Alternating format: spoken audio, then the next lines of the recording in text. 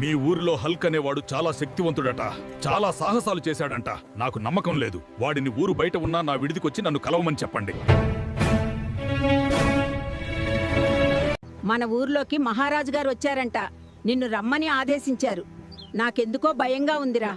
నువ్వు చాలా జాగ్రత్తగా ఉండు. నువ్వేమి దిగులు పడకమ్మా, నేను వెళ్ళి కలిసి వస్తాను.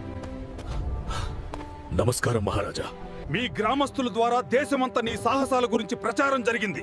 నీ కథలో నిజముంటే, నీ శక్తి నిజమైతే నా 3 పరీక్షలు దాటాలి. అప్పుడే నిన్ను నీ గ్రామస్తులను వదిలేస్తా. జాగ్రత్తగా విను. మొదట అక్కడ ఉన్న బండరాయిని మోయాలి. 2 మా మదపు టేనుగును లొంగదీయాలి. 3 నా వీరులను ఓడించాలి. గుర్తుంచుకో, ఇందులో ఒకటి చెయ్యకపోయినా నువ్వు ఓడినట్లే. అలాగే మహారాజా.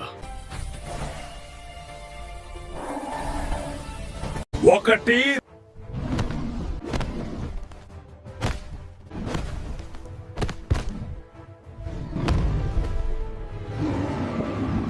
2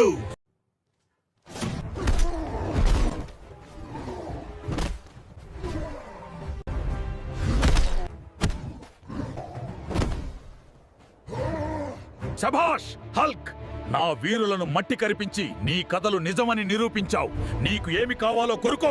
మహారాజా, మా ఊరిలో పంట పొలాల కోసం ఒక చెరువు మరియు కొత్తగా ప్రతిష్ఠ చేసిన శివలింగం గుడి నిర్మాణానికి సహాయం చేయండి. హల్క్, నీ బలం కన్నా నీ గుణం ఇంకా గొప్పది. నువ్వు నీ కోసం కాకుండా గ్రామం కోసం కోరుకున్నావు చూడు. అది మీ గ్రామస్తుల అదృష్టం. శభాష్.